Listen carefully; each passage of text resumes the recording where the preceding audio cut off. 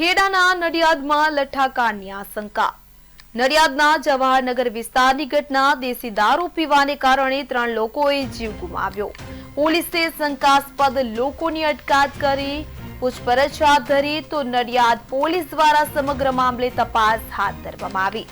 સમગ્ર ઘટનાને લઈ મૃતકોના પરિવારજનોમાં શોકનો માહોલ છવાયો છે। તો આપણે જણાવી દઈએ કે નડિયાદના જવાહરનગર વિસ્તારની ઘટના કે જ્યાં દેશી દારૂ પીવાને કારણે 3 લોકોએ જીવ ગુમાવ્યો છે।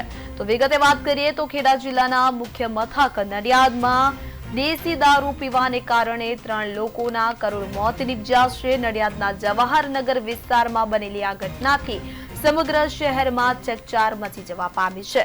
મૃત્યુ પામનારાઓમાં પાણીપુરીનો ધંધો કરનાર તો કલર કામ કરનાર અને એક અજાણ્યા વ્યક્તિનો સમાવેશ થાય છે। પરિવારે દેશી દારૂ પીવાને કારણે મોત થયા હોવાનો આક્ષેપ લગાવ્યો છે। ત્યારે આ દુઃખદ ઘટનાને પગલે નડિયાદ શહેરમાં શોકની લાગણી ફેલાઈ છે।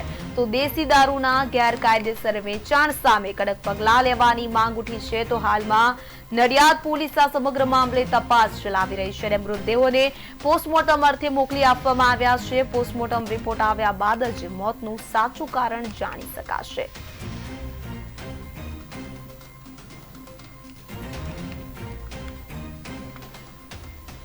અમને ફોન ઉપર એવી જાણકારી મળી કે નડિયાદની અંદર દારૂ પીવાથી 3 વ્યક્તિઓના મૃત્યુ પામ્યા છે અને તેમને સિવિલ લઈ જવામાં આવ્યા છે। એટલે અમે તાત્કાલિક સિવિલ આવતા સિવિલના ડોક્ટરોને મળ્યા અને તેમના પરિવારજનોને મળ્યા। પરિવારજનોના કહેવા પ્રમાણે કે તેમણે કોઈ એવું એક પ્રવાહી પીધું છે કે જેને કારણે તેઓ બેભાન થઈ ગયા। તેઓને તરત 108 દ્વારા હોસ્પિટલમાં લાવવામાં આવ્યા અને હોસ્પિટલમાં લાવ્યા। અહીંયા ડોક્ટરને પણ પૂછ્યું ત્યારે એમને મૃત જાહેર કર્યા છે।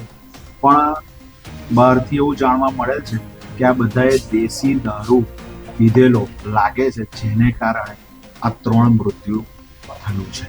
જોવા જઈએ ને તો બેદરકારી એમાં અમુક પોલીસ કોન્સ્ટેબલો કે જે વહીવટદારો છે એમની એમાં જવાબદારી આવે। કદાચ ઉપરના અધિકારીઓને ધ્યાનમાં નહીં રાખીને આ લોકો આ ધંધા વર્ષોથી કરતા આવ્યા છે।